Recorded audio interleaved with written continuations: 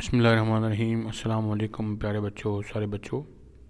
Home economics class 8 اس کا پہلا chapter ہم پورا اسٹڈی کر چکے ہیں، اس کو ڈسکس بھی کر چکے ہیں، اور آج ہم اس کے کی پوائنٹس یا جو اہم نکات ہیں، اس کی سمری ہے، وہ ہم ڈسکس کریں گے۔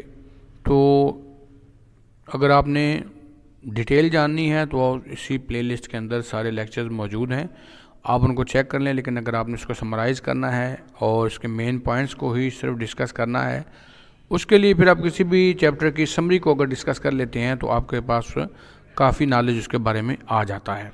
لیکن مکمل ڈیٹیل لینے کے لیے آپ کو ضروری ہے کہ آپ اس کے جو ڈیٹیلڈ لیکچرز ہیں وہ سنیں اور ان سے ڈسکس کریں، ان سے سمجھیں، تو آپ کو زیادہ بہتر سمجھ آئے گی۔ تو آغاز کرتے ہیں۔ اہم نکات، ہوم اکنامکس پہلا چیپٹر۔ علم غذائیت ایک ایسی سائنس ہے جس کا تعلق انسانی صحت سے ہے۔ انسانی صحت اصل میں ہے کیا؟ انسانی صحت یہ ہے کہ ہمارا جسم ہے، جسم کام کرتا ہے، اسے کام کرنے کے لیے انرجی چاہیے، اور یہ انرجی ہم حاصل کرتے ہیں ہمیشہ خوراک سے۔ اب ہمارے کام اور ہمارے خوراک میں ایک خاص ریشو ہونی چاہیے، ان کو دونوں برابر چلنا چاہیے، پروپورشنل ہونے چاہیے یہ آپس میں۔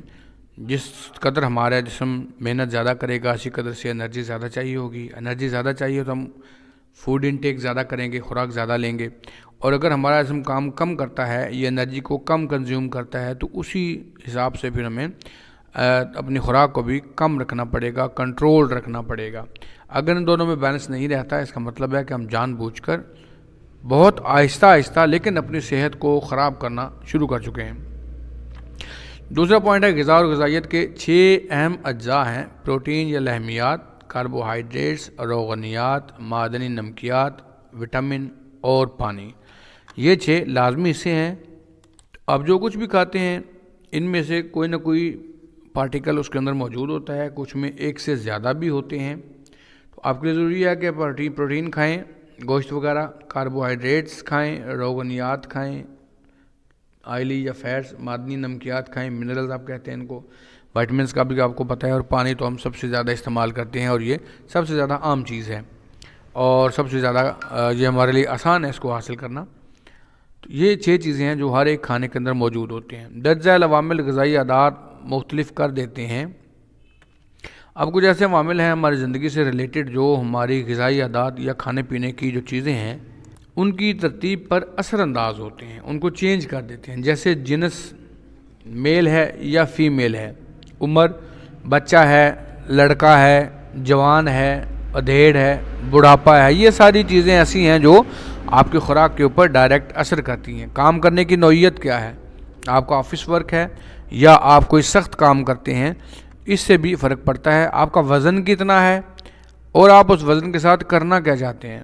آپ کا وزن زیادہ ہے اور آپ اس کو کم کرنا چاہتے ہیں تو وہ صورتحال ہوگی، فوڈ لسٹ اور ہوگی، اور اگر آپ کا وزن کم ہے، آپ اس کو زیادہ کرنا چاہتے ہیں تو بھی آپ کی جو لسٹ ہے وہ کچھ اور ہوگی۔ آپ کا قد و قامت کتنا ہے۔ صحت اور تندرستی، اگر ایک انسان صحت مند ہے، تندرست ہے، اس کی غذا اور ہوگی، لیکن اگر کوئی خدا نخواستہ بیمار ہے اور بیمار رہتا ہے اور جسم کمزور ہے، معدہ کمزور ہے، تو اس کی خوراک پہ بھی اس کا اثر پڑے گا۔ آب و ہوا وہاں کی کیسی ہے، آپ کیسے علاقے میں رہتے ہیں، وہ علاقہ میدانی ہے، پہاڑی ہے، صحرائی ہے، یہ ایسے بندے بھی ہیں جو سمندر کے اندر کام کرتے ہیں، شپس کے اوپر کام کرتے ہیں، ہر ایک کی خوراک ان کے حساب سے ہوگی۔ ذرائع وسائل کیا ہیں، یعنی آپ مالی اعتبار سے کم خوش قسمت ہیں یا زیادہ خوش قسمت ہیں، اس کا بھی اثر پڑتا ہے۔ خاندانی طرز زندگی آپ کا کیسا ہے، آپ لوگوں کا جو خاندانی طرز زندگی، مطلب آپ کسی سپورٹس مین گھرانے سے تعلق رکھتے ہیں یا ٹیچرز کی فیملی ہے، یا فیملی میں سارے ڈاکٹرز ہیں، یا سارے ہارس رائڈرز ہیں، یا سارے پہلوان ہیں، اس سے بھی بڑا فرق پڑتا ہے۔ معاشی حالات آپ کے کیسے ہیں، انکم کتنی ہے آپ کی، وہ کیسے ہیں، اور معاشرتی عوامل کیا ہیں، یعنی آپ کی سوسائٹی کیسی ہے، کس چیز کو وہ لوگ زیادہ پروموٹ کرتے ہیں، کس قسم کے کھانے کو۔ معاشرے سے بھی اس کا تعلق ہوتا ہے۔ جیسے ہم مسلمان ہیں، ہم گوشت پوشت بڑے آسانی سے کھا لیتے ہیں، لیکن ایسے مذاہب بھی ہیں جو گوشت نہیں کھاتے، وہ صرف ویجیٹیرینز ہوتے ہیں۔ تو یہ بہت ساری چیزیں ہیں جو ہماری صحت کے اوپر، ہمارے کھانے کے اوپر اثر انداز ہوتی ہیں۔ ہماری اگر جنس سیم نہیں ہے تو ہم دونوں اکٹھے اگر بیٹھ کے فار ایگزامپل لڑکا اور لڑکی کھا رہے ہیں تو لڑکے کی پسند ڈیفینیٹلی اور ہوگی اور لڑکی کی اور ہوگی. ویسے تو لڑکے اور لڑکے میں بھی فرق ہو سکتا ہے, لیکن لڑکے اور لڑکی میں زیادہ فرق ہوتا ہے.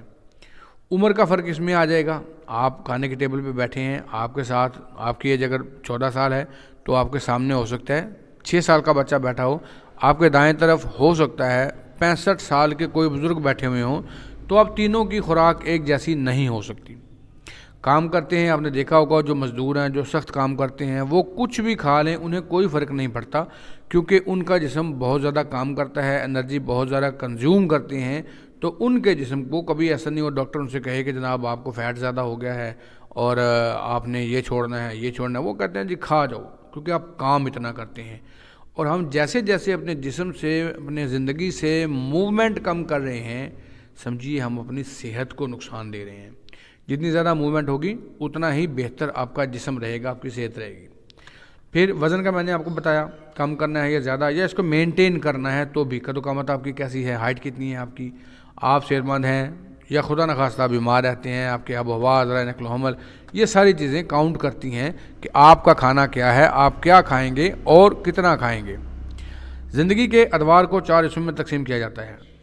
کچھ ہم اس میں پہلے ڈسکس کر چکے ہیں, جیسے شیر کھا رہا ہے جب بچہ دودھ پینے کی عمر میں ہوتا ہے, پھر آہستہ آہستہ وہ کچھ کھانا شروع کرتا ہے, پھر جب کھانا صحیح طرح سے شروع ہو جاتا ہے اس کو وسطی بچپن کہتے ہیں. اس کے بعد جوانی آتی ہے جس میں ہم کچھ بھی کھا لیں کچھ بھی کر لیں ہم اس کو برداشت کر سکتے ہیں, ہمارے اندر اتنی کیپیبلٹی ہوتی ہے, اتنی کیپیسٹی ہوتی ہے. پھر بڑھاپا آتا ہے جہاں جا کے ہمارے جسم کے تقریباً سارے ہی اعضاء کام کرنا سلو کر دیتے ہیں, لیکن ہم اس چیز کو سمجھنے میں بڑی دیر لگا دیتے ہیں. اسی وجہ سے ہمارا کھانا پینا جوانی کے حساب سے رہتا ہے, لیکن اس کو پچانا, اس سے آگے نیوٹرینٹس لینا, غذائیت لینا, یہ سلو ہو چکا ہوتا ہے. اور ڈھلتی عمر میں یا 40-45 سال کی عمر میں جا کے بہت زیادہ لوگ مریض ہونا شروع ہو جاتے ہیں, کیونکہ وہ ابھی تک اپنے آپ کو عین جوانی میں سمجھ رہے ہیں, لیکن ان کے جسم کے اوپر, ان کے اعضاء کے اوپر بڑھاپے نے قبضہ کرنا شروع کر دیا ہے. غذائی حفاظت یا غذا کی حفاظت سے مراد ایسی غذا ہے جو پکنے کے بعد ہر قسم کے جراثیم سے پاک ہو, اپنی صحت کو برقرار رکھنے کے لیے محفوظ اور معیاری ہو. اگر آپ ایسا چاہتے ہیں کہ آپ اپنی غذا کی حفاظت کریں تو اس کے لیے ضروری ہے کہ آپ ایسی چیزیں استعمال کریں کہ جو پکنے کے بعد, یعنی پکنے کا طریقہ ایسا ہو کہ اس میں سارے جراثیم وغیرہ اس کے ختم ہو جائیں اور وہ سارے جراثیم سے پاک ہو جائے. اس کے بعد اگر آپ اپنی صحت کو برقرار رکھنا چاہتے ہیں تو آپ اس کو اس سے ریلیٹڈ جو بھی حفظان صحت کے اصول ہیں ان کے مطابق اس کو سیف کر سکتے ہیں, محفوظ کر سکتے ہیں, تاکہ آپ اس کو بعد میں استعمال کر سکیں. آپ نے دیکھا ہوگا کہ دیہاتوں میں ہمارے گھر زیادہ ہوتا ہے کہ چیزوں کو خشک کر کے نا, سکھا کے تو ان کو رکھ لیا جاتا ہے, تو جو گرمیوں کی سبزیاں ہوتی ہیں وہ ہم سردیوں میں بھی کھا سکتے ہیں, اور جو سردیوں کی چیزیں ہیں ان کو ہم خشک کر کے رکھ لیتے ہیں اور گرمیوں میں بھی کھا سکتے ہیں. عالمی ادارہ صحت نے 5 اصول مقرر کیے ہیں جن پر عمل کر کے صاف ستھری اور متوازن غذا تیار کر سکتے ہیں. یہ 5 اصول ہم ڈسکس کر چکے ہیں عالمی ادارہ صحت کے, جن پہ عمل کر کے ہم نے چیزوں کو پہلے خشک کیا, پھر ان کو ان کی کانٹ چھانٹ کی, اور پھر ان کو جراثیم سے پاک کیا, اور پھر ان کو پیک کر کے رکھ لیا. یہ ضروری ہے ان سارے عوامل کے اوپر عمل کرنا, ورنہ ہماری غذا جو ہے وہ محفوظ نہیں رہتی.